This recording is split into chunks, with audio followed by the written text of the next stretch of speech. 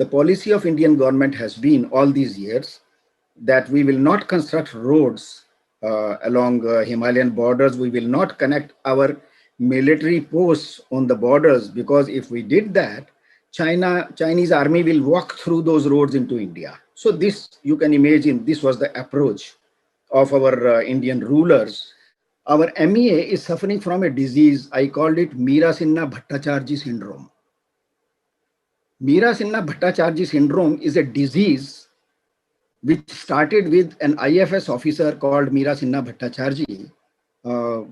I pray she lives a nice place in the heavens. So she left the job. She took to teaching in JNU and created institutions, and practically she trained MEA officers on India's foreign policy. And the basic understanding, basic concept of her was, it was not India's interest which should prevail, it was China's interest which should prevail when India makes any foreign policy. This is very unfortunate, and nobody can deny it. Nobody can challenge it. This is, unfortunately, this is what has happened if you have a frank analysis of foreign policy of India.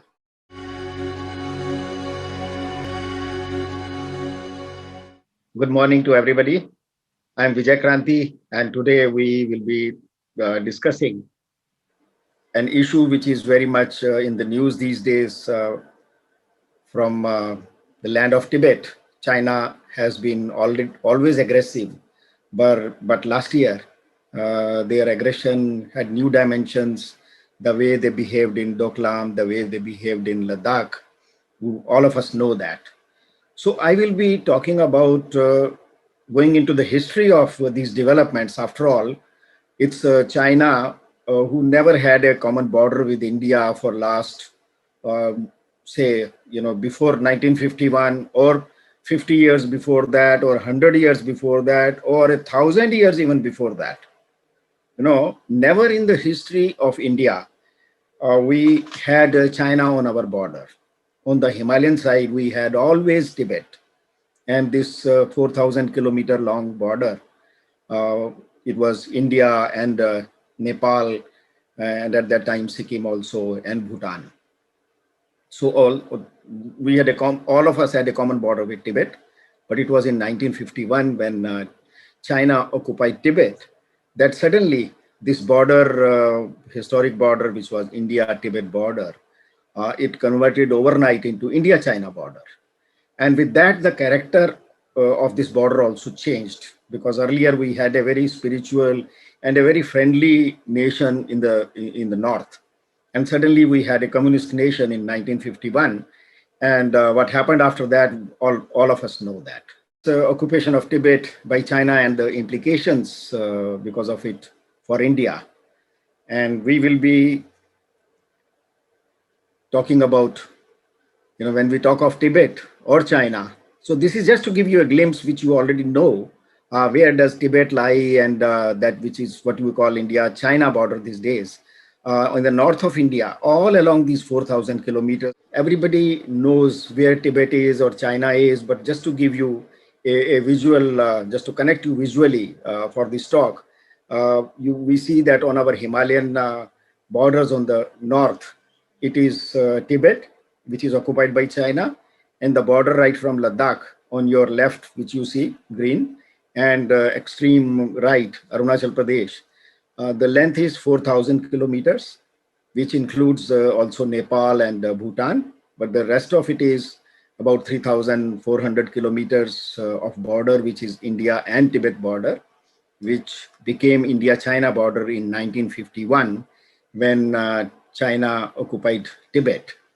So, knowing China as we see it today, many people are so mesmerized when they see China's images or China's economic power or China's military power and their belligerence, political belligerence. People find it very mesmerizing. But if we go into history, we will discover that China is a very artificial country.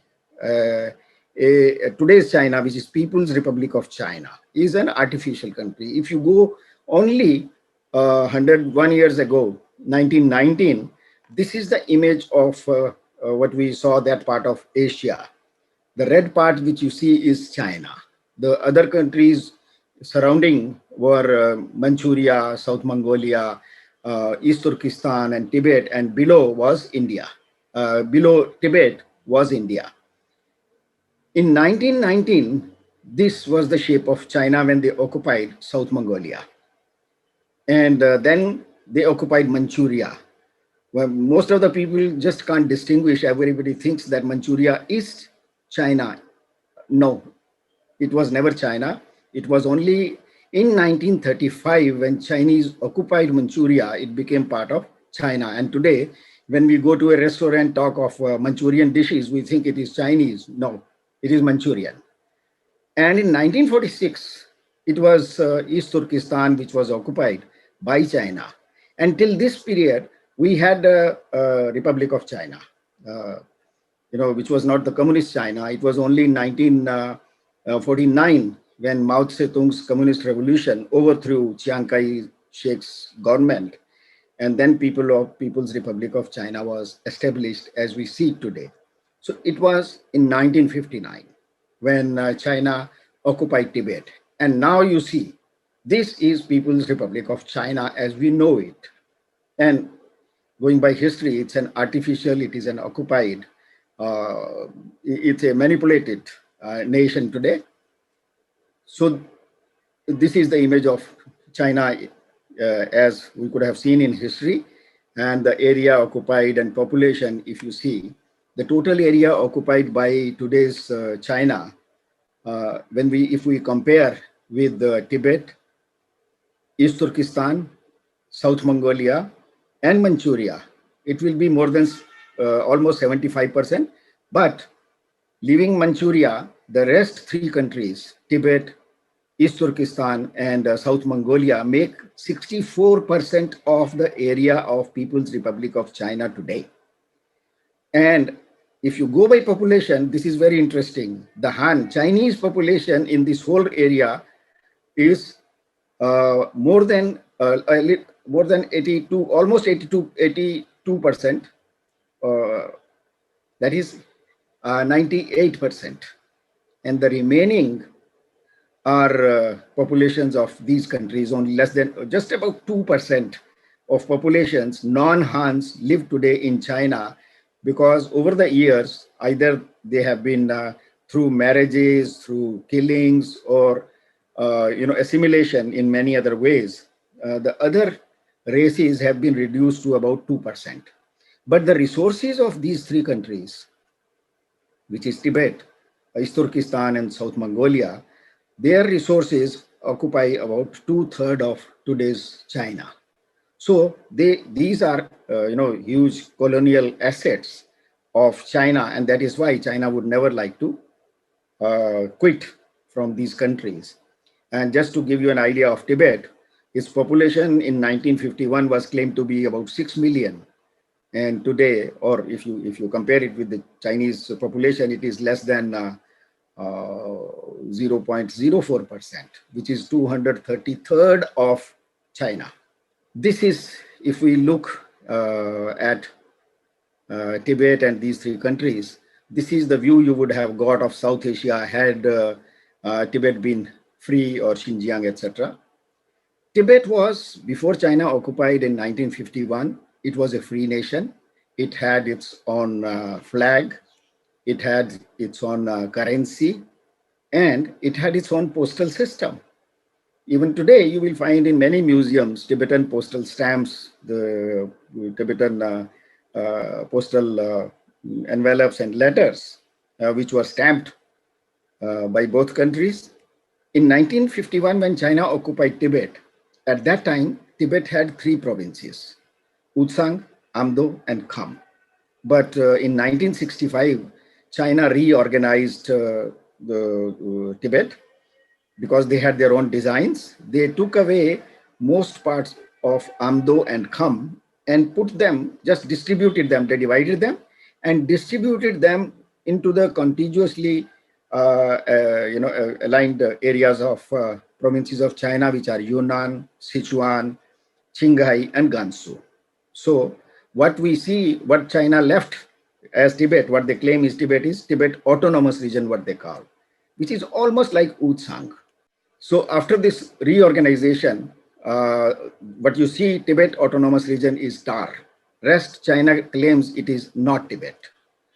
And after that, what happened to Tibet is really a miracle, an economic miracle, a military miracle, and more than everything, a miracle in colonialization. So this is modern Tibet. And over these years, after 1951 till today, what China has been focused, very religiously focused on developing Tibet as an outpost of China, as a military base of China. It created military infrastructure over there, created a huge network of roads and railways, airports, and the Tibetan people, their resistance for freedom, it was crushed throughout this period. Their religious and political freedoms were lost, and they were put under strong control. There has been economic development, no doubt, but it is mainly for those millions of Han Chinese who have been brought in from mainland China and are being settled in Tibet for last many decades. So it's, I call it a population or demographic colonialism, which is happening right in front of a civilized world. And the latest addition is the digital development of Tibet. And you will find, although India has been sleepy all these years, if you go by our record only 5 years before, when Modi government started constructing roads on Himalayan borders, before that, all along these 4,000 kilometer, only one, I repeat, only one Indian military post was connected through roads, and that was Nathula in Sikkim. It was connected because Sikkim joined India much later, and the Chogyal of Sikkim had that wisdom which our leaders lacked. So that was the only place which was connected with the roads. Otherwise, the policy of Indian government has been all these years that we will not construct roads along Himalayan borders. We will not connect our military posts on the borders, because if we did that, Chinese army will walk through those roads into India. So this, you can imagine, this was the approach of our Indian rulers right from Nehru's time to not Manmohan Singh ji, till Dr. Manmohan Singh's time, the governments had realized the folly of this policy. They had started it, but luckily after that, in the Modi period, I think almost all posts have been either already connected with roads or are in the last stages.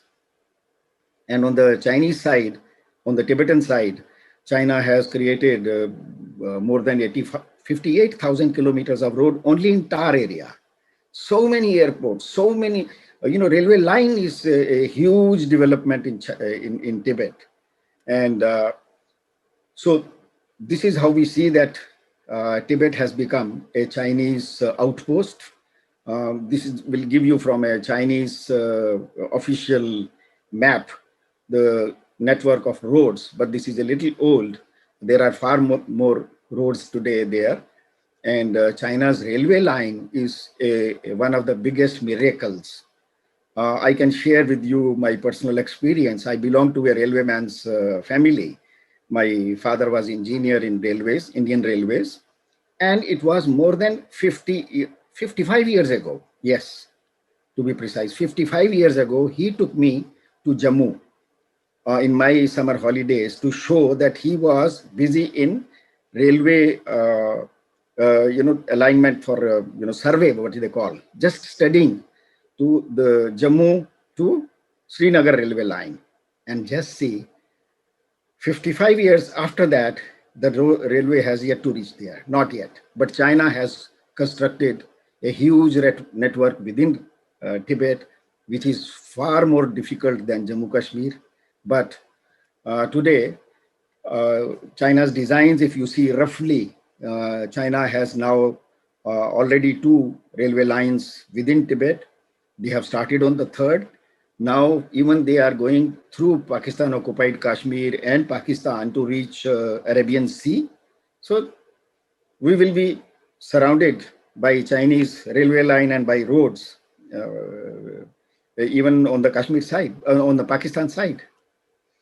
And railway network within China is so huge and so many tunnels, you don't know whether those tunnels are meant only for railway lines or also missile storages. You can't say that. Bullet train. And when I speak of demographic colonialism in Tibet, you will be surprised because I traveled many times as a photographer. I had been on my photo expeditions a number of times within Tar and those provinces of Tibet, which now China claims are China. I traveled in many areas, and you will see cities emerging like Lego cities, and very fast, because millions of Han Chinese are being settled into Tibet so that China should have a full control over it. The city of Lithang in Kham, these new modern houses, they look Tibetan, but it is Han Chinese who live there. Lhasa view, just to give you an idea how an ordinary Tibetan, these two monks they find themselves strangers in their own homeland. Their body language would tell you. And the Han Chinese who have come and occupied areas in Tibet, they have taken over traditional businesses and handicraft industries of Chinese, introduced their own. Even their shops, you will see in India, because we lacked very badly in developing our border villages, not even taking roads there, leave aside giving them colleges or good schools. We didn't give them even roads. So the result is most of Himalayan population has walked away from there. Our first frontier line of defense of India is naked, practically naked today, because most of our villages are practically don't exist, or very few old people live there. Whereas on the other side of border, China has brought in new towns, chain of towns along our borders with Han population, with their food. And when we talk of development, or China claims that they have developed Tibet into a very modern area, the reality is all the fruits and cake goes to the Han population. The crumbs remain with the Tibetan population. Here in Kaze, you will see this Tibetan woman who sweeps the road there. The demographic colonialism has its other dimensions also, the language. Everywhere in Tibet, you will see Chinese language dominating everywhere. The Tibetan language has become practically a liability for Tibetans because they can't use it in either official works or even for living in normal life. Even somebody had to go to a mall, a Tibetan cannot buy things if he or she is only speaking Tibetan, because all the malls are owned by Chinese, patronized by Chinese, the shopkeepers are Chinese, the material is Chinese. So Tibetans find themselves, stranger over there. Here you see Kumbum Monastery, one of the most prominent monasteries, and language on the door. And just outside the Kaze Monastery, you will see downstairs the military cantonment, because in every town, the Chinese army has practically, it dominates the scene. They have taken over everything. There is hardly any movement. So now we are seeing a new dimension of colonialism, which I called digital colonialism. Today you will see this is in Lhasa, the most sacred temple, Jokang. Outside Jokang temple, you will see military people there. And for the initial 3 or 4 decades, till 1990, the Tibetan people could express their anger. Very initially, they expressed their anger through violence. There was guerrilla warfare. They took arms against invading PLA. but they were crushed very badly. Their monasteries, their villages were bombed from air, and to control that rebellion or guerrilla warfare. But unfortunately, our newspapers, our politicians across the world, they were sleeping over it. They just never hardly even reported it. And it was in 1990 that we could see those demonstrations fading down because of the digital control. What is happening today all over Tibet, wherever you go with naked eye, standing at one point, facing in one direction, you can spot 10, 20, 50 these CCTV surveillance cameras. And whereas there are many more, many times more, which are not visible and are watching you. And digital technology, when the whole world is feeling so happy that digital technology introduced democracy of information across the world, as we see even in India, a young boy or a girl living in Meerut or in Jhumri Talaiya or any place in India, where there is electricity and there is internet, the internet offers them the freedom of information. And that freedom is as good, and one can perform as good as the richest man would have done in Delhi or Bombay.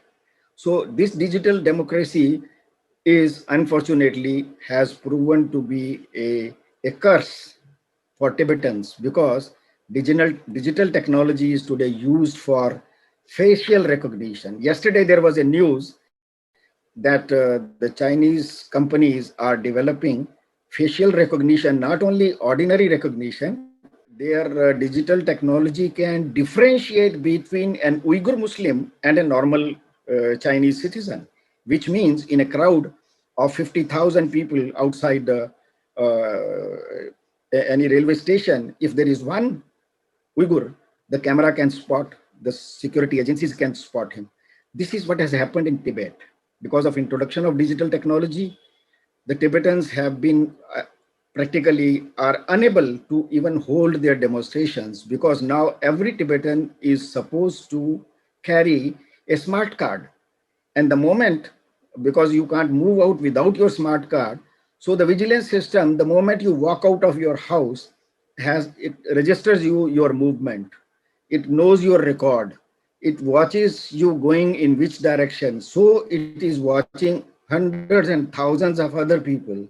So if you are planning a demonstration, the patterns, these smart cards movement will indicate them that there is something going to happen extraordinary and at this place at this time. So before Tibetans can hold a demonstration, the Chinese security agencies like Gestapo, their Gestapo, like Nazis have had Gestapo, police. Chinese have a public security bureau. So their agents would reach before the demonstrators at the right place. So the result is Tibetans cannot hold demonstrations. So you will see, here you see a picture, a Tibetan committing self-immolation in one of the towns. And it's very unfortunate to note that very recently we saw one Tunisian shopkeeper committed self-immolation because of financial the problems he was facing. And there was practically a revolution in more than a dozen countries. 7 heads of states rolled in that Arabian Spring, which started from one self-immolation. The mightiest government of the world, America, had to walk out from Vietnam because one monk committed self-immolation there. And in recent years, 153, I repeat, till the last count, 153 Tibetans have committed self-immolation. And do you know, have you read in Times of India, Indian Express, Hindustan Times, Hindu, The Week? None of us even knows that this is happening next door. So this is the unfortunate part of, number one, the colonial advancement of China, and the indifference of rest of the world. So I don't know who should be ashamed, but I think the rest of the world should be more ashamed than China. So this is what is uh, happening. Here is a close-up of the Tibetan committing self-immolation. Out of these 153 self-immolations, not in one case, I repeat, not even in one case, the self-immolator committed any violence, did not throw even a stone on a Chinese. So you can see the difference between the two approaches of Tibetans and Chinese. And recently, this demographic colonialism has taken a new dimension. That is, the nomads living in Tibet who roam around, their population is far beyond 1/3 population of Tibet. They roam happily, openly, and they don't have fixed houses. But China is now commanding them to, now China is shifting them to new made colonies, matchbox type colonies, where these people are forced to sell their yaks and animals and migrate to these houses. The only reason is, if these nomads are traveling in mountains, they can listen to Radio Voice of America, they can listen to Radio Free Asia, they can listen to Radio Free Europe, and they can even through satellites, they can contact, they can see Google. But once they are in these colonies which are governed by China, which are under strict surveillance of Chinese with digital, with smart cards, then these people can't do anything. So the next part of colonialism is China is trying to occupy the culture and the social system of Tibet.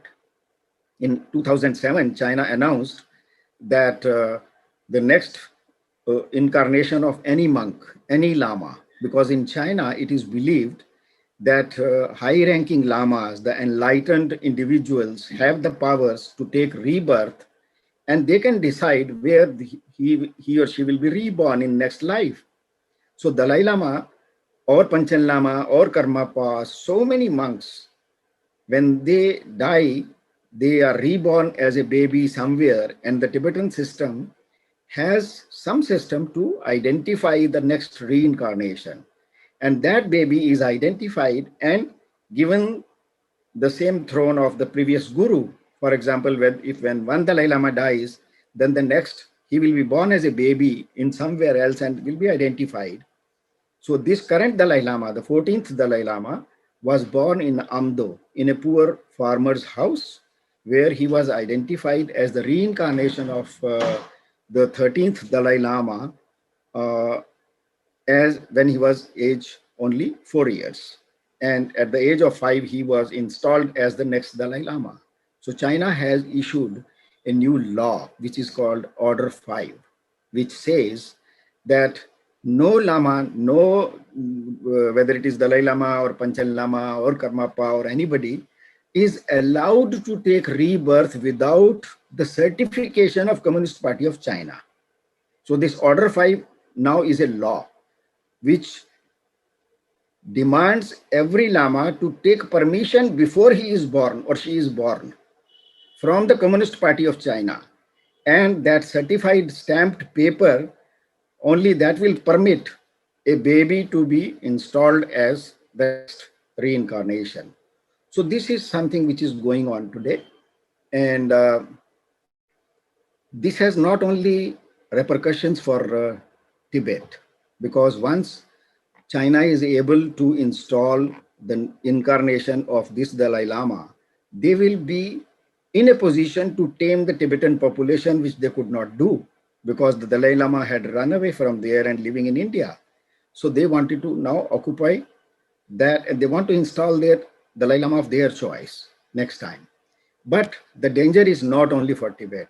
The danger is for entire Himalayan region, in Ladakh, in Himachal Pradesh, in Uttarakhand, in Sikkim, in Arunachal Pradesh. The border areas are predominantly Buddhist, and their links, religious links, are with Tibet. Their main monastery, root monasteries are in Tibet. Their root lamas are in Tibet. So just imagine if China is able to install the next Dalai Lama of their choice as a puppet, they can play havoc with the northern borders of India. So this is one serious danger for India, uh, which is uh, which we are facing, not the military invasion of China, the cultural invasion. So I think it is for Indian government to take the issue of reincarnation of Dalai Lama far more seriously than the Tibetans can do. Indian government, American government has very recently, last week only, or 15 days ago, they passed a law which bans China from interfering in the reincarnation of Dalai Lama or any Tibetan Tulku, any Tibetan Lama. And this law will punish those Chinese officers and leaders who are involved in this process. And their punishing is very interesting. They will not allow them to travel to America. And almost all big leaders of China, their children, their wards, are settled in America, playing in because Chinese leaders transfer their money abroad, and the best place for them is America, where their children take education, they run their businesses. So this is going to be a big threat for China, and that's why America has adopted this new law. And you just see here are monasteries in Ladakh. This is one is in Ladakh. Their culture is very much Tibetan. The cultural roots are same. So after this culture, military and cultural invasion, we will see that environment is another problem, which is affecting the health of environment, not only in Tibet, but for countries like India, because the denuding of mountains, hills of timber, because the Chinese communist leaders over past 6 decades, they have stolen timber from Tibet worth billions and billions of dollars. And the money, most of it has not gone to Chinese exchequer. It has gone to their pockets.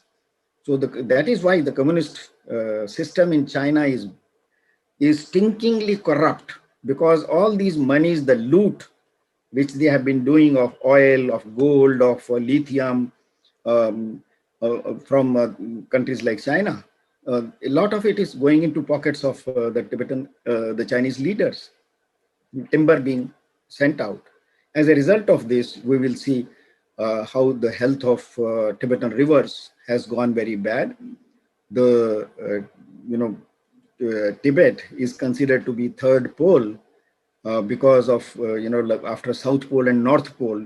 Tibet is also considered as a pole because of prevalence of snow, glaciers, a lot of snow and snow rivers. China is taming Tibetan rivers to exploit them, diverting their water to water deficient areas of China, creating electricity out of that, and storing that water to create problem for countries like India. At least on 3 previous occasions in 2000, twice it happened, and 2005, where Chinese converted the flooded rivers and dams, opened them on the Indian side, and it played havoc for India. What China is using Tibetan rivers as a water bomb against India. They have already tried it 3 times, and the water bomb which we see today has very different dimensions. Very recently, you must have heard. Here you see the red spot here.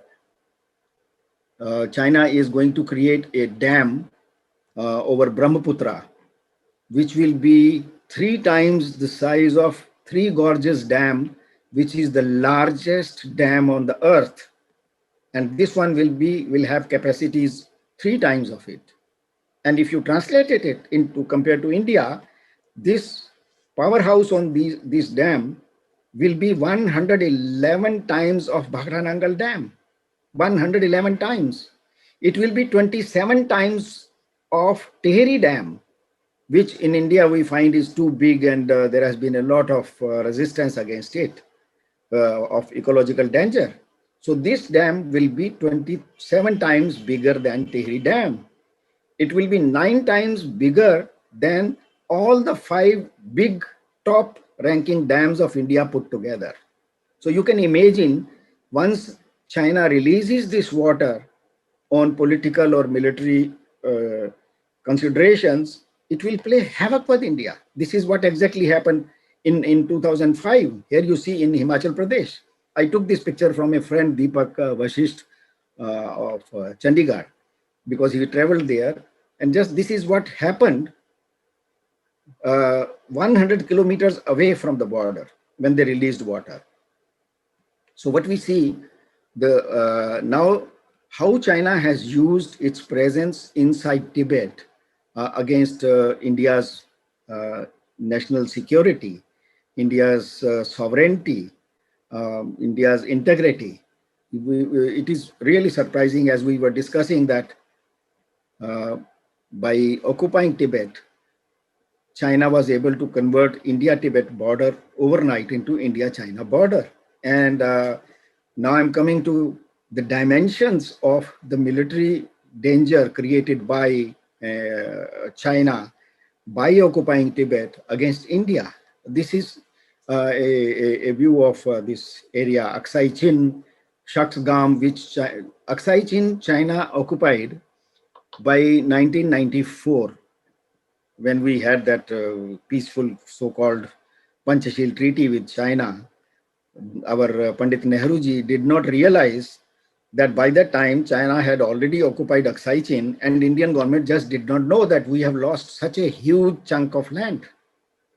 So this is the level of our indifference, of our leadership, of our defense system, of our security system, that we didn't even know we have lost Aksai Chin. And then after 62 war, China made friendship with Pakistan, and they gifted Shaksgam, which is strategically very important for China. They gifted, out of Pakistan occupied Jammu Kashmir, they gifted Shaksgam to China. So you see the red section which you watch, see these two sections. These are Aksai Chin, China occupied on its own. Shaksgam, Pakistan gifted it to it. The result is Ladakh became very, very vulnerable. And here you see what we have been hearing news of Galwan, what happened in Galwan. Here, this map will tell you the location of Galwan. What makes it so sensitive? Why China attacked Galwan? Galwan is not an ordinary place. It's very close to Siachen. Siachen, which is practically dominating Karakoram highway of China. And the Chinese tried to occupy Galwan so that could run over to Siachen. But thanks to the presence of mind and the bravery of Indian soldiers, that our soldiers, they lost 20 lives, but they were able to defend this area. And now you imagine Galwan, Daulat Beg Oldi. We have all been hearing about the airstrip in Daulat Beg Oldi, which is not an ordinary place, which has been revived very recently by the Modi government. And it was China's design to occupy Galwan so that we are cut off from Daulat Beg Oldi and Siachen. But luckily, Indian government had already created a road from Leh to Daulat Beg Oldi, which helped our Jawans to have strong presence in Galwan and that area, and we could save that area. China has used Pakistan to encircle India and to create problems for India. Otherwise, nobody could imagine that China can China ever had direct link with the Arabian Sea? No, there is no reason. But because Tibet, because China had occupied Tibet and Xinjiang, so from Xinjiang, China has, with the help of Pakistan, created what we call CPEC. It's a road railway link from Kashgar in Xinjiang, going through Pakistan occupied Kashmir, Pakistan occupied Jammu Kashmir, and then through Pakistan and reaching Gwadar port, which is in the Arabian Sea. So this can cause a lot of problem for India. We have been hearing of the necklace of pearls, you know, uh, against India of China.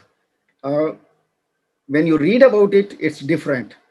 I'm giving you a, a visual image of this string of pearls of China.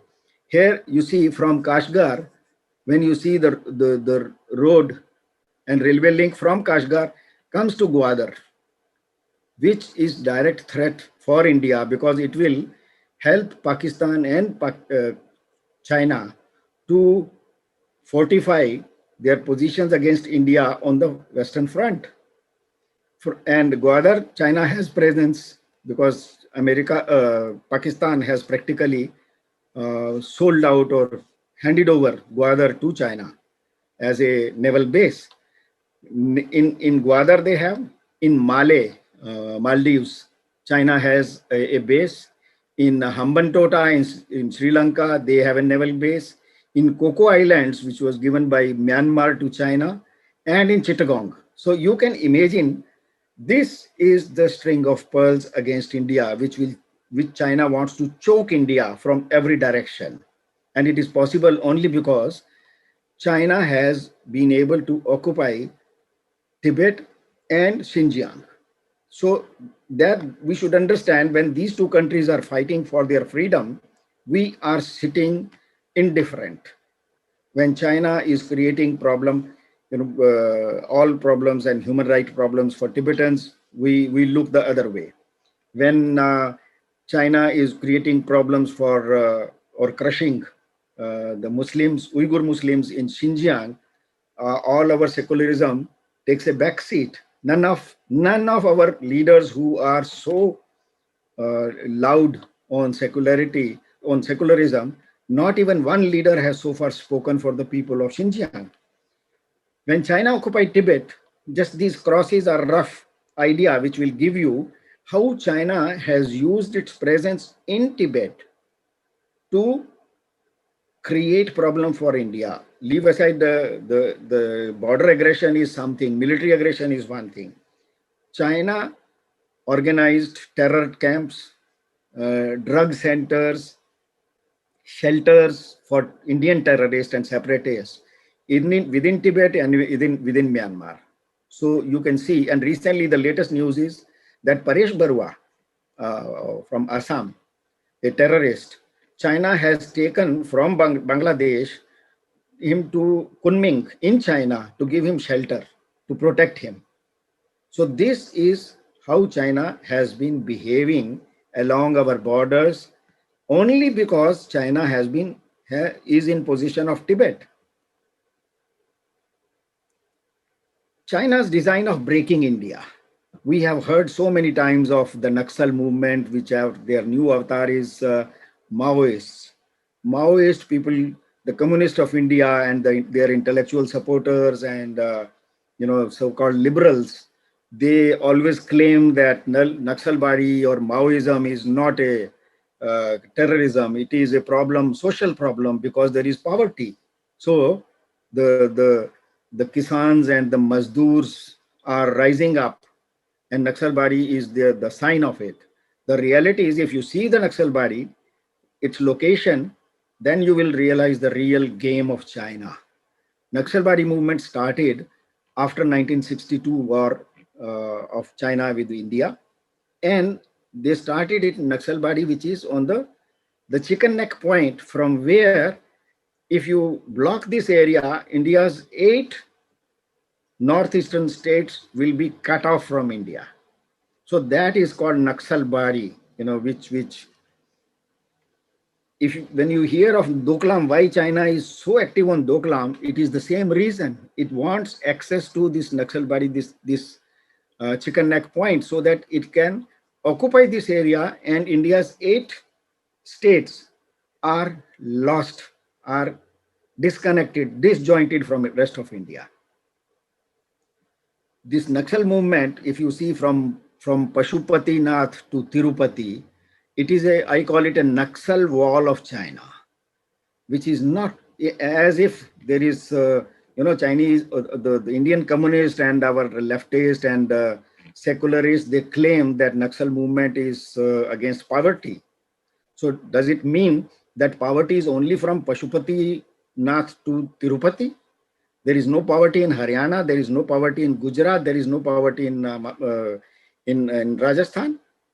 Why only this? Because the Chinese design plans to cut off India's 8 states. So they are trying to create a wall where so that once China acts in the northeast, then Indian police, Indian army should not be able to move to that, and they should be stopped on the way by the Naxalites in the name of peasants' revolution. So this is the real design. So here you see you connect Naxalbari, Doklam, and everything.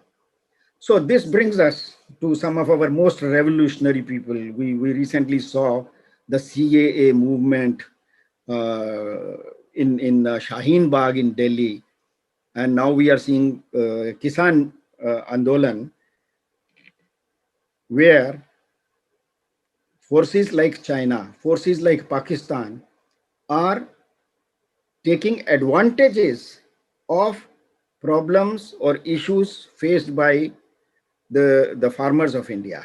And that is why you will see Shaheen Bagh, which started with the only CAA, that the Hindus, the Sikhs, the Christians and Buddhists who are tortured in Pakistan, in Afghanistan, in Bangladesh, and they want to take refuge in India, the CAA was exclusively meant for giving quick refuge to these people. And CAA, as our leftists, our secularists, our liberals, they interpreted it as something anti-Muslim. So in Shaheen Bagh, we very quickly saw the whole movement being taken over by people like Sharjil Imam, by the leftist leaders and Islamic leaders of our universities. And to break India, the CA movement, actually, we saw initially very, well intended, sensible youths and intellectuals who were with the Shaheen Bagh movement, who genuinely thought that CAA is perhaps anti-secularism.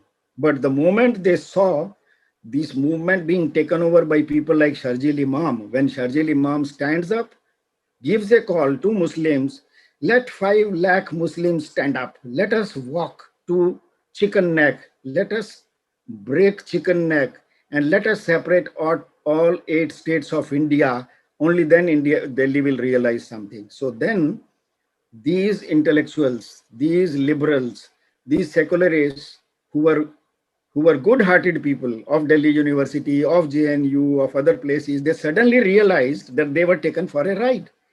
And that is why the whole movement became violent when this leadership discovered.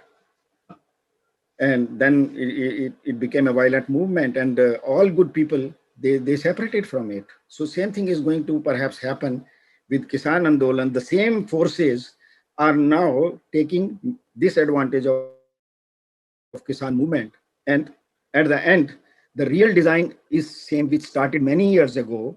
A think tank of China gave a call that India should be broken into small pieces. One of the Chinese leading intellectuals proposed theory that India should be broken into 30 pieces. And it was very quickly taken over by Pakistan. The Chinese government removed those web pages from there, but still they are visible if you go to the net and have a close up. China should break India into smaller pieces. Recently, there was an interview by The Week, which was of Gordon Ji Chang, who is a Chinese scholar. And there in that interview, he says that Xi Jinping sees that breaking up of India will be of great benefit to China. So now we can see that by occupying Tibet, by occupying Xinjiang or East Turkestan, China has its own designs against India. Unfortunately, Pakistan has joined hands with them. And this is their map recently released by Pakistan, which gives you an idea of what new India will be. They call it the Indian rump state. Rump state means the leftover of India. And leftover India is what? Some parts of Uttarakhand, some part of Uttar Pradesh, and parts of Madhya Pradesh. That will be India. The rest will be Khalistan state, Islamic Republic of Pakistan, Rajasthan will be another nation, Great Gujarat will be another nation, South India will be another nation, Bangladesh will be a larger nation, Assam will be another nation. So these are the designs which China and Pakistan have, and their presence in Tibet and Xinjiang has made it much easier for them, and it has made a big challenge for India. So that is why I believe that Tibet is no more a problem of Tibetan people alone, because most of our political thinkers, policymakers think that if we stand up for Tibetan freedom, we are doing a charity. If we stand up for the human rights of Tibetans, we are doing a charity. And charity is something we can live without. And that is why India has been living without helping the Tibetans, helping the Xinjiang people. Because we always think that this is a charity, which we can do, which we cannot do also. So Tibet, let us think, now realize Tibet is not an issue of human rights. Tibet it is a colonized Tibet which affects India's security, India's national integrity, India's survival. And a free Tibet is really essential for India's security, whether Tibetans want it or not. India wants it. So I think in such a situation, India cannot afford keep sleeping as we have been doing for last 60, 70 years. So if I woke you up, I'm sorry.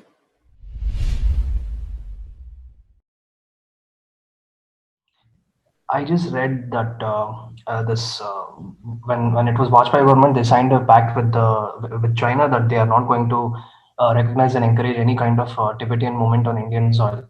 And with respect to that, I have a lot of Tibetan friends. I've been supporting Free Tibet movement, but when it comes to Free Tibet movement, I see the so-called Free Xinjiang people taking up the momentum.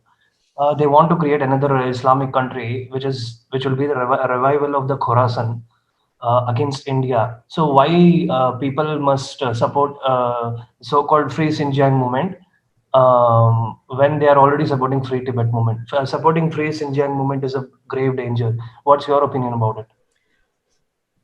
Yeah, it's a very valid question, I would say. But the problem is that this issue, this question, one part is missing when we talk of Xinjiang as an Islamic movement. When we talk that, there is no doubt that the Islamic forces are active on the issue of Xinjiang. But at the same time, we should realize that these are microscopic forces who want to exploit the sad situation of Xinjiang for their own larger purpose of Khorasan, or an Islamic word. The reality is the place of these forces is very, very small.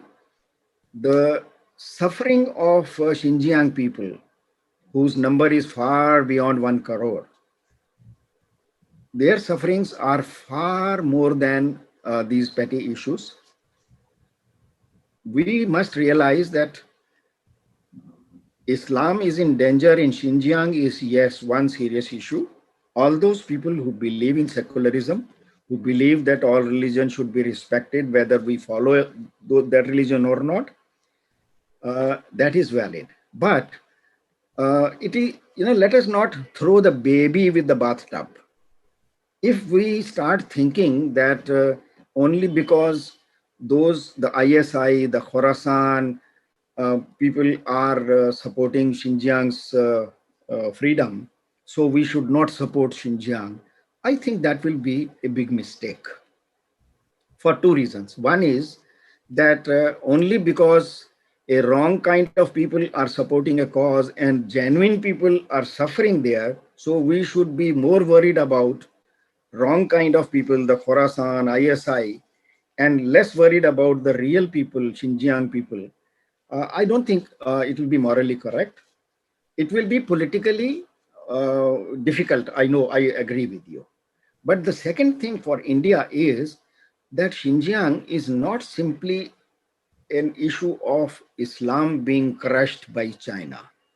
It is the issue of a country which was thriving independent country, Republic of East Turkestan, until 1946. China occupied it and converted it into Xinjiang. And it has very seriously affected the security of India. Let us go back to pre 1947 history. Uh, India had a direct um, contiguity with Central Asia, from Ladakh to Xinjiang and to those Central Asian countries. We had direct link, and that is we had cultural and economic relations. But after India was divided, now I will love to raise this issue, why China occupied Gilgit and Baltistan. The Gilgit and Baltistan are the upper areas of Ladakh, which connected India to the Central Asia. So when India was divided, by that time, our great Nehruji opened his cards and told the Britishers, I love socialism.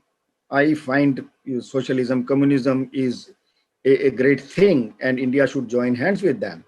So when the British were walking out, by that time, America was their strong ally already. So America and Britain discovered that if we leave India directly connected to Soviet Union, it will become a danger for them. So that is why suddenly when whole Jammu Kashmir decided to join India, Gilgit Baltistan was a part of it. Then suddenly one night, the Major Scott, who was heading the Gilgit Scouts, who was a Britisher, he he announced that Gilgit Baltistan will join Pakistan. So it was mainly to stop India from having its direct links with Central Asia. And unfortunately, that is how we lost our link with Xinjiang. Xinjiang is, East Turkestan is our neighbor, like Pakistan, like Nepal, like Bhutan, like Bangladesh. And we lost Xinjiang as our neighbor only because we lost Gilgit Baltistan. So I think India must try to go back into history and correct those mistakes which happened in the past. And today, one way is the POJK should return back to India. Gilgit Baltistan should return to India.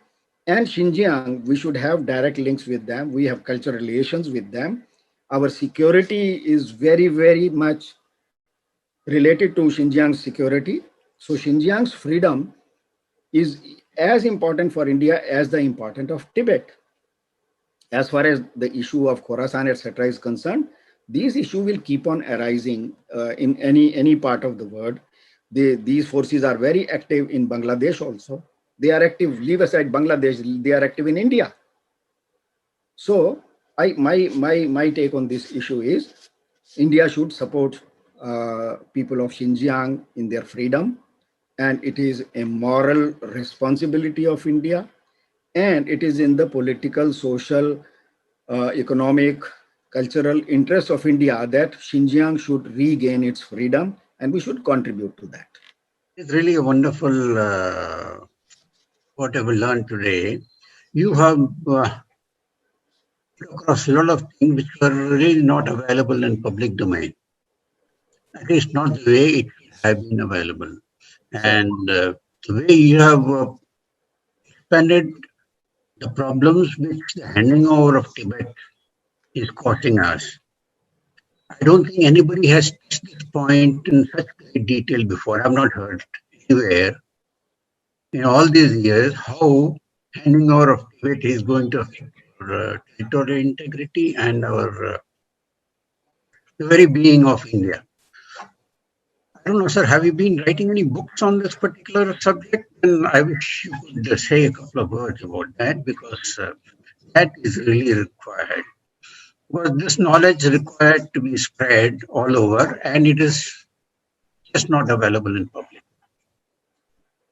Not to the extent, not because since I'm saying I am hearing this in detail for the first time. Thank you. Thank you, sir. Thank you very much for being so kind in your reaction to what I have spoken. I have written on this issue many times, many aspects in various articles. One mistake which I must correct is that I should bring all these articles together in the form of a book. If I can write a book focused on this issue, I'll be really happy. And thank you very much for giving me this idea.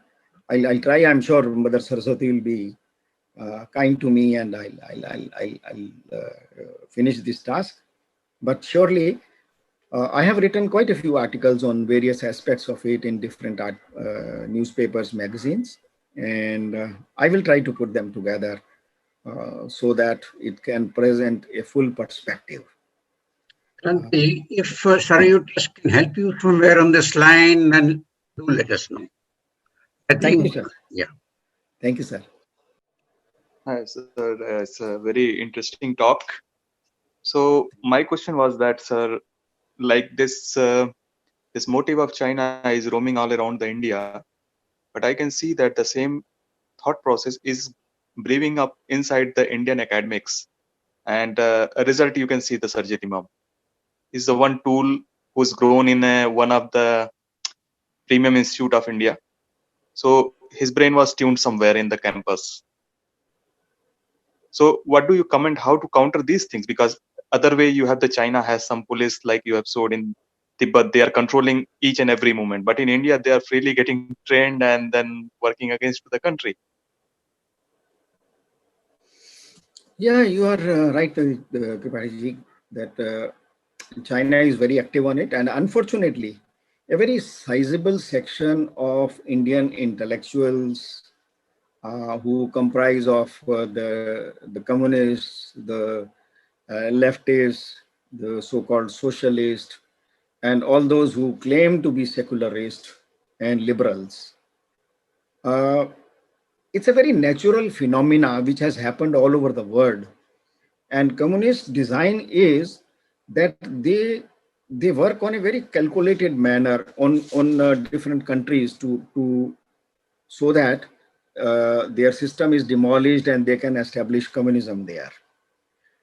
The very first thing which they do is that anything which binds the country, which makes it strong, which connects people together, you should first break those bonds, whether it is religion, whether it is culture, whether it is social values, or their own systems like caste or other things.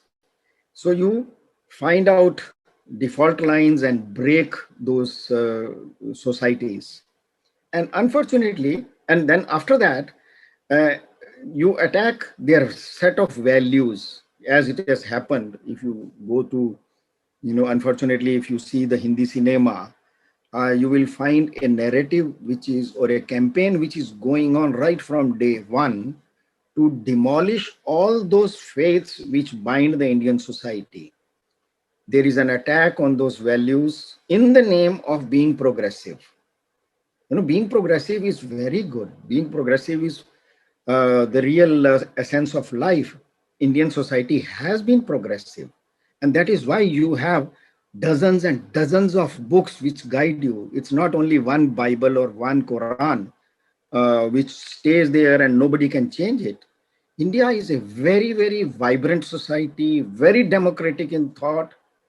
And that is why you got so many theories, so many Upanishads, so many Granths. But unfortunately, our intellectuals have failed, a good section of intellectuals have failed to understand. But, and they have been, trying to help all those forces, even without knowing. Many of these leftists, you will see, are nice people, good people, basically patriotic. They just don't understand the game of the enemy. They will go and stand with CAA in the name of one or other thing. They will go and stand with the Kisan Andolan without bothering to see that Khalistanis are funding it. You see hundreds of good people are there in the Kisan movement. They are very well-meaning. They are honest, patriotic people, they are there. But they don't understand the real game behind what is happening. And so they think they are contributing something very positive. They take pride in going and standing there. So a society, if fails to understand the games of the enemy, then it is like not learning from history. We have not learned from history, whether it was burning of Nalanda and Vikramadshila or those universities or whatever happened. And we are repeating it, those things. So if a society fails to remember its history, history will keep on visiting them with the same power. This is unfortunately happening to India. But this is a very black side of it. The bright side of it, I see young people like Tanya and Aparna, all these people. We never had these think tanks. I'm into journalism for the last 50 years. In 50 years, in the first, I think 45 years, we never saw this side of the bright side of the society. And I'm very surprised when I find invitations from groups like Sangam. I have big hope. All these people who are creating narratives, anti-India narratives, whether it is in JNU or in other universities, they are going to cut a very, very sorry figure, because this new movement of young Indians has started. And they will be like a tsunami. You will see most of these forces are not going to stay very long. So India is on the winning side now. And I must congratulate young friends like Tanya and Aparna, that you are doing this. And I am seeing it at many places. This is not my first talk, especially in COVID times when we could not move out. I suddenly discovered that there are so many people who are working, and because I'm available online, I discover that young people, young groups like that are contacting me, they are contacting others. I see YouTube is full of such, positive activities. So don't lose heart. So the tide is turning. It's going positive. It's just like Uttarayan of Indian history. Namaskar, Vijayji. My question is related to the previous question and partly your answer. What I believe, I have been following Tibetan Buddhism, and I have been following the Tibetan political situation for 2 decades almost, 20 years or something.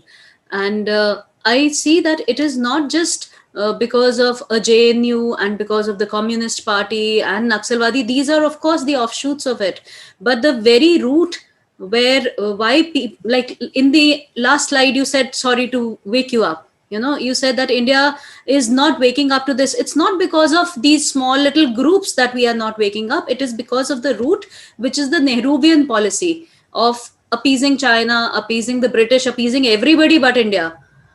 So because हमने शुरू से वो देखा है कि okay नहीं, we have to be nice to China. I don't know why.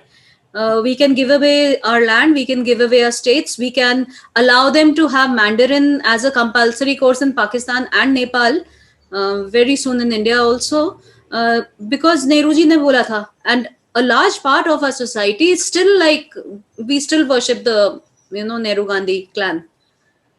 So I feel it is, apart from the communist and other groups, the basic root is the Nehru policy. I would agree with your interpretation to a good extent. There is no doubt that very wrong decisions have been taken. We have very wrong traditions in the ministry, especially Ministry of External Affairs. The whole, unfortunately, I think the real problem arose when Nehruji was so overwhelmed by himself that he gave up Congress. Just name any good Congress leader, right from, all these people were congressmen. After Sardar Patel Ram Manohar Lohia, Deen Dayal Upadhyay. You name them. Originally, they were all with the Congress movement. It was only because Nehruji became occupied, overwhelmed by himself. The first thing was he was very lucky when nation got rid of, or I would say, when Gandhiji was killed. I think the biggest gainer of this whole tragedy was Nehru, because he was the only moral force which could have stopped him from slipping to his own economic model. He could have brought in the Hind Swaraj, and for it was lucky for Nehruji that Gandhiji was killed by a madman, and it became a lottery for Nehruji because it was Hindu Mahasabha who killed Mahatma Gandhi. But there was nothing. If you ban Hindu Mahasabha, there was nothing behind it, and Hindu Mahasabha was not a danger for Nehruji. The real danger for him, political challenge, was RSS. So Hindu Mahasabha killed Gandhi, and Nehruji banned RSS. So Nehruji had two enemies,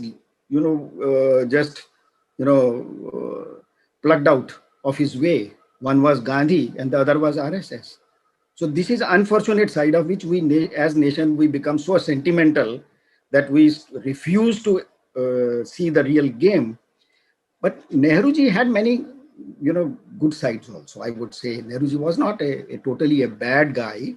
When I see the Tibetans, it was Nehru's vision that after committing all the blunder, after selling off Tibet to China, then realizing that China was a cheat, that he deceived Tibetans, China deceived Nehru, that it was Nehru who told Dalai Lama, see, I cannot help you much politically, but I would advise you that all the refugees, these children you have brought with you, you better, rather than fighting or creating any movement, you educate them. You revive your national cultural identity on the strength of these children. So that credit goes to Nehruji. We should not take away those credits from Nehruji, which are due to him. But anyhow, the tragedy today is this problem arose because Congress lost its original thinking streams and thinking people. The entire, the khajana of thinkers, Congress lost. They went to different parties. Many leaders became totally indifferent. And Nehruji practically outsourced all the thinking to the communists, right from V.K. Krishna Menon and the people who were supporting him in his personal staff. Nehruji handed over every thinking to him. When Indira Gandhi came, she handed over completely, all her political thinking to the communists. GNU, which was originally to be created by Muhammad Karim Chagla, one of the best minds India has produced. Unfortunately, he died and Nurul Hasan comes. So it went to the hands of Nurul Hasan and then in the hands of people like Arjun Singh, who had outsourced everything to Marxists and communists. So that is how you converted a Amrit Kalash. And JNU was started as an Amrit Kalash and it became a Vish Kalash only because the communists took over. So as long as these forces are dominating India's narrative, India cannot stand up. Then not only that they work against India, they stop, they defame, they create problems for all good Indians who are thinking as India. So it's a challenge. It's a war. We have to fight such forces. And I feel very positive that now the tide is turning. Now the communists and all these fifth columnists are on the defensive. And the rest of India, the real India, is on offensive.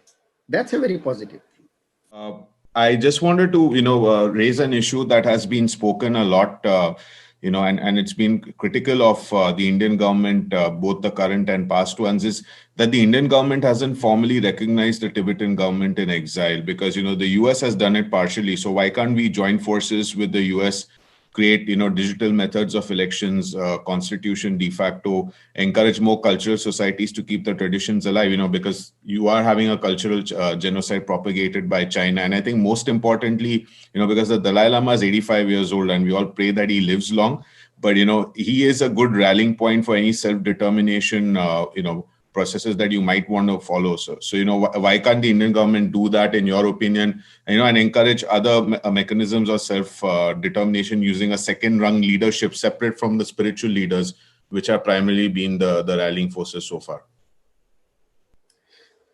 Yes, Mohitji, I agree with you that Indian government should change its policy on Tibet.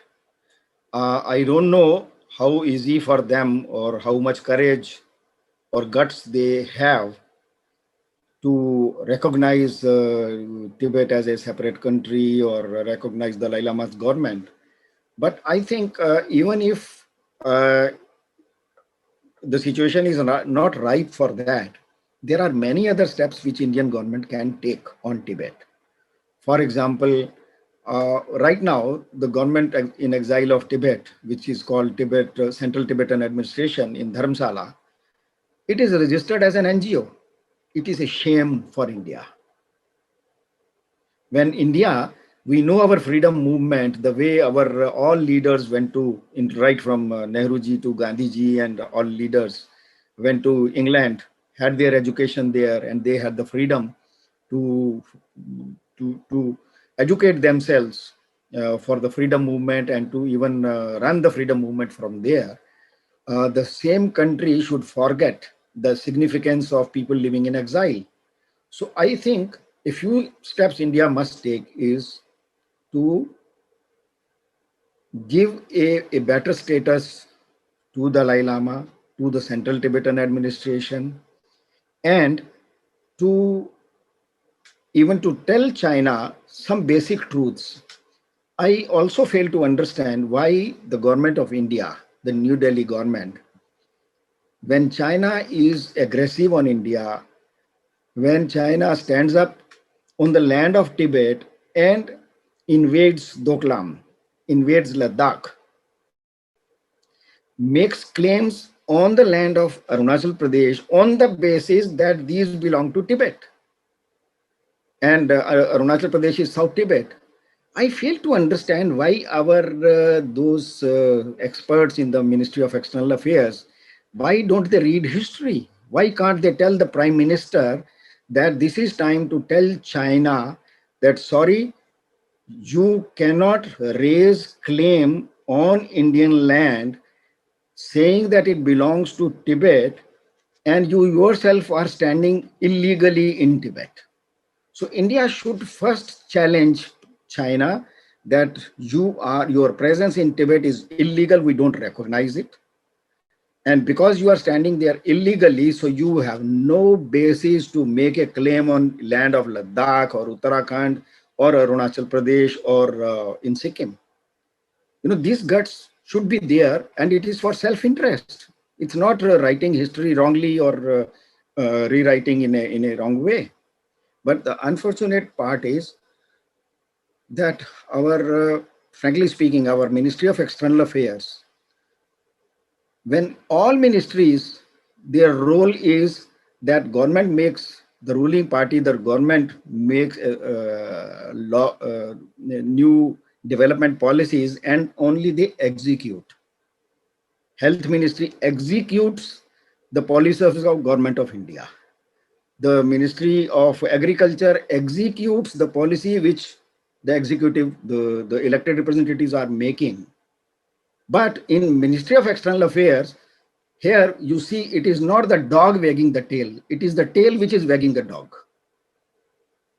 The bureaucracy is guiding our ministers to take what stand on China or not. This is very unfortunate. This is uncalled for. And this is something which Modi government must look at. They must realize that Ministry of External Affairs, the MEA, the IFS officers, their job is only to execute what the Prime Minister or the real policy makers of the government, they decide. It is not they will decide. But unfortunately, our MEA is suffering from a disease. I called it Meera Sinha Bhattacharjee syndrome. Meera Sinha Bhattacharjee syndrome is a disease which started with an IFS officer called Meera Sinha Bhattacharjee. I pray she lives a nice place in the heavens. So she left the job. She took to teaching in JNU and created institutions, and practically she trained MEA officers on India's foreign policy.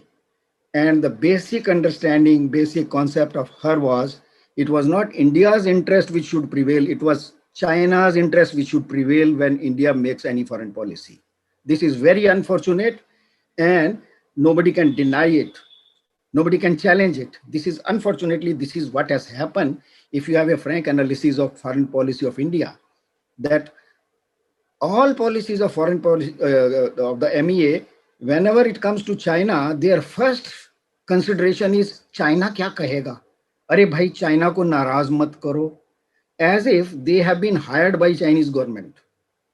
I think there is a basic flaw in the functioning of MEA, in the functioning of the foreign policy of India. We must come out of it.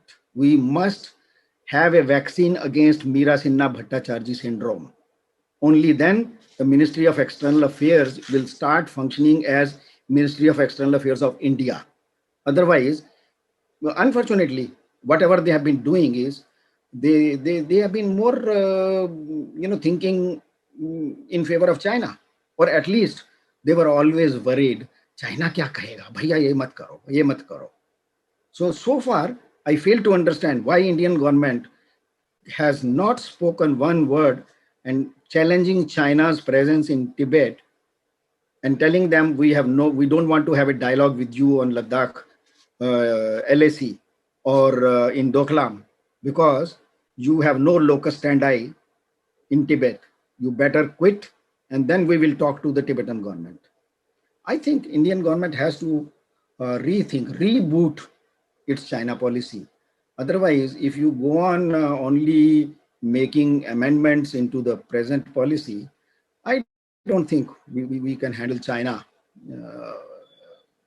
in the real manner as it is needed. Hi, can you guys hear me? Hello. Okay, good. So I was just wondering about whether we should be worried about Pakistan and Nepal, or is China the biggest, I would say, what would be the right word? The biggest aggressor in terms of Tibet. Should we worry about any other countries like Bhutan, or is it just China?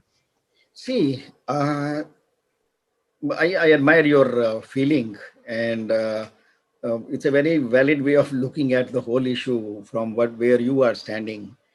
But if we are not worried about Nepal, if we are not worried about Bhutan, and even if we are not worried about Pakistan, India cannot do anything about itself. Because China has an agenda. There are some, it is just like we are a family and an enemy comes and beats my younger brother and or loots my mother. And I say, oh, I should not be worried about them. I should be worried more about myself. If you remember, Mao Zedong, when he came to power in China, he made a very, very interesting statement. He said, Tibet is my palm. Ladakh, Nepal, Sikkim, Bhutan, and Nepal is Arunachal Pradesh, are my fingers. And with this, China will rule over Asia and the world. Let us not forget, this is the doctrine of China. So they have been successful in, breaking one finger, Nepal, Pakistan, and they are trying to break Bhutan. We have to be worried about them. They are as much part of our national interest body. They may not be, they are definitely different countries. We should respect their sovereignty, but we should realize we have a common cause. We have a common enemy. and enemy is progressing in steps. They, unfortunately, Pakistan went into a dictatorial system. It was very easy to win over them, especially after their war with India. So after 1963, India, Pakistan, China and Pakistan are natural friends, natural allies. And then they slowly, like termites, they ate into Nepalese system, and unfortunately, we as Indians could not do much for them. This is unfortunate. I think India must be equally worried about these countries. Once India is worried about these countries and stands up for them, then the people of those countries will also have some self-confidence, self-respect, and some courage to stand up to China. And then we jointly will have to fight China. So this is how I look at it. I have more questions, but I'll just keep it to one in the interest of time. So in 1946, China goes and takes over East Turkestan. 5 years later, in 1951, they take over Tibet. UN was present at that time, and in 1948, Nehru takes the India-Pakistan thing or the Jammu and Kashmir thing to UN. What was UN doing when there is this country who is part of the permanent membership is taking over some countries? So what was the world doing? What was the UN doing? Nothing happened on that front. Yeah, it's unfortunate. It's not, actually at that time the word had just come out of World War II, and all these countries were in the process of reconstruction. And China very smartly started a war in Korea, so that it became threatening for forces like America and others to start a new war. So they allowed things to happen. And just behind the Korean War, China occupied Tibet. So it was at that time India should have taken the lead. Actually, Britain wanted government of India to take a lead, and they had made it clear to Nehru government, if you take a stand on Tibet, then we will also take. But Nehruji practically gave Tibet on a platter to China, because he himself had certain imaginations, and which took very long time for him to realize that his thinking was wrong, or his expectations from China were misplaced, but that was already too late. So India failed to play its own role. India failed to take a stand. Actually, when in United Nations, when the issue of Tibet was raised in 1959, unfortunately, it was India who stopped United Nations from taking, or in 1951, to take the issue ahead, saying that, oh no, there is no big problem. I have spoken to Chu and Lai, I have spoken to Mao, and they are not going to create problems, so you don't worry. And the word let Tibet die, let Tibet be occupied by China. And after that, if they realized their mistake, it was already too late and too little they could do. But now that China has proven that it is a sinful nation, it is a sinful concept as a country, the way they have behaved on Wuhan virus, the way how they have behaved after invading the whole world with COVID virus. Had it been some other country, they would have been ashamed of it, or at least have been participative in correcting the mistake. They allowed it to happen. They allowed people from Wuhan to go all across the world in the New Year month, because people from Italy come in thousands and thousands to Wuhan city to celebrate their New Year, and then go back to Italy, they go back to Germany, they went back to America. Do you think Chinese did not know it? They knew it. They allowed. That is why Wuhan was specially selected for this, so that it could spread to all the countries. And they allowed it to happen. And once these countries were invaded by Wuhan virus, after that, what China is doing? The economic activity stops in America, in Germany, in Italy, in so many countries. Their company shares are dropping, and what China was doing, buying those shares, trying to occupy those companies. It was in India who made a law that, of course, they found a way of saying it in a different way, that we will not allow any country contiguous to India to invest directly. We will control it. But otherwise, China has invaded the companies of the world. So they rather, after invading with their virus, the way they have misused the situation, the world should realize it. We cannot allow our corporates, only because the corporates have interest in China, because they can make money from China still today. So we should allow them to operate. I think the world will have to change its approach towards corporates. Don't allow them. Don't measure the success of a corporate company by the price of its shares. This is what we are doing today.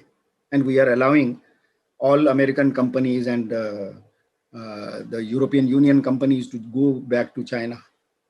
So I think the world has realized the reality, the real face of China, and the world should have courage and wisdom to take a stand. Hello, everybody. I'm a Tibetan. My name is Tenzin Damdul, and I'm really taken aback by the huge support that I can see that Tibet is receiving from the Indian intellectuals. And I firstly want to say that I'm surprised by Sir Vijay Kranti's portrait of Yumpu Lagang just there, because Yumpu Lagang is like the first political palace of Tibet. We usually don't see that in our Tibetan house these days. We usually see a portrait of the Dalai Lama or the Lhasa Potala Palace. So that's something that is really striking, firstly. So my question is, I've been talking to my Indian friends and other colleagues, and I see that the current situation between India and China is really transforming. And one thing that sort of becomes a blockage is the Panchsheel agreement. So, sir, is there any possible way that this agreement can be tackled, or in a way, can it be, how should I say, can there be ramifications of it so that the India-China dynamics can change for the better for India? So that's my question, sir. Thank you. Damdulji, thank you very much. And thanks for your kind words. As far as Panchsheel is concerned, a few basic facts I should point out. Number one, this agreement already has died its age. It was signed in 1954. It was signed for 8 years. India wanted it for a longer period. China put its foot down. No, only 8 years, till 1962. In 1962, it automatically expired. So whatever moral binding on China was, the Chinese leader had already calculated for 1962. China attacked India in 1962. One meaning is that they bought these 8 years. They knew that in 8 years, they will be able to construct all their roads to the Indian borders. They will be able to bring in enough of army and equipment in Tibet from China, and that they can challenge India. And now coming to Panchsheel agreement. If you read history, if you go to the Google, look for the text of Panchsheel agreement, you will be shocked to see what Indian Ministry of External Affairs could not see. There is not one word of Panchsheel or the 5 rules in those 6 clauses of Panchsheel agreement which were actually operative. All the 6 clauses related to trade matters, and that too, India handing over whatever belonged to India in Tibet because of British government. India handed over everything in those 6 clauses back to Tibet, back to China.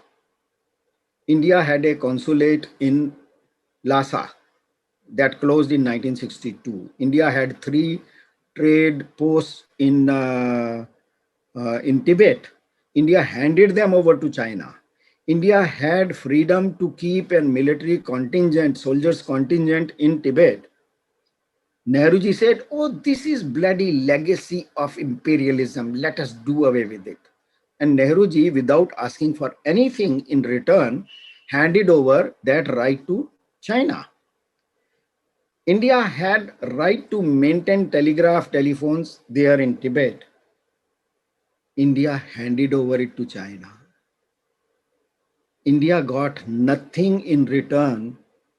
Only thing which India was feeling happy was its name is Panchashil, because Nehruji was going gaga about Panchashil. He must have read some book and found Panchashil, the 5 principles, and he wanted to apply it anywhere.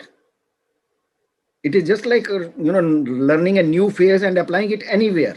Whether it's your love affair with your wife, you apply it there, or you are doing a business, you apply it there, whether it is applicable there or not. Nehruji applied it there without.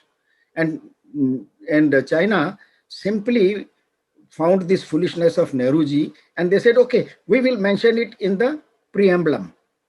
It was mentioned in the preamblum, and there was nothing actually applicable, actually functioning in that.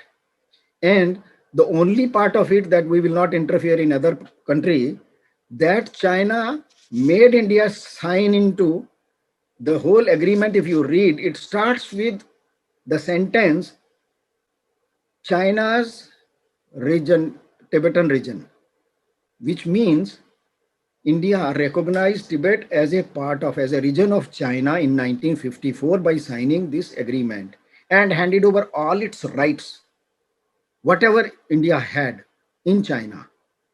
We lost our consulate office in Lhasa, and today India for many years is asking China to open consulate back in Lhasa, and they just asking our government to shut up. Just don't mention, and India doesn't mention. So this is how we have handled our foreign affairs. So this is very unfortunate. As far as Panchashil is concerned, it has already lived its age. It's no more applicable. The damage it had to do, it has already done. So if we have another agreement, unfortunately, we had another late Atal Bihari Vajpayee ji. He had one agreement with Chinese, and again he played like Nehru, unfortunately, because he was guided by the MEA officers who, when Nehruji went to Beijing, he signed an agreement where he said, China, we accept Tibet as a part of People's Republic of China, as an autonomous region of People's Republic of China. And in return, they said that China will recognize Sikkim as part of India. When he came back, before he arrived, China said, no, we have not given any promise on Sikkim. But China was happy that India has done a wise thing of accepting Tibet as an autonomous region of China, of People's Republic of China. And then New Delhi gave argument, oh, we did not accept it as part of China. We said People's Republic of China. And People's Republic of China is a recent phenomena. So which means, can you imagine how we fool ourselves? So I think we have to get rid of this mentality. In Panchashil was one of the biggest blunders, diplomatic blunders of Indian history. And history will not pardon all those people involved, right from the political leaders to the MEA officers involved in that. Whenever India rises, India will take an account of that issue. Sir, I have very little to add to this. It is, an opinion that it is not that Nehruji made a mistake or maybe he was not careful enough. The opinion is that he wanted the Nobel Peace Prize. So all the political compromises, whether they are with Pakistan or with China or with India itself, are basically for that. I agree with you. This is unfortunate.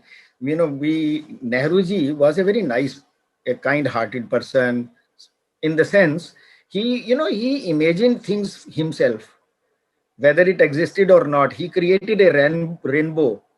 एक झूला आकाश में टांग लिया उन्होंने imaginary, उस पर झूलते रहे, and he went on giving concessions to China, to Pakistan, hoping that he will look good. This is another disease Indians suffer from, looking good. and not asking for your rights, looking good. So in looking good, they sacrifice the family's interests. And Nehruji did that, and unfortunately, Vajpayee ji also did that. And none of them got a Nobel Prize. He says that even if India intervened in Xinjiang and was successful, what can be done to prevent it from going the Bangladesh or Pakistan way, since they're Uyghur Muslims that form the majority there?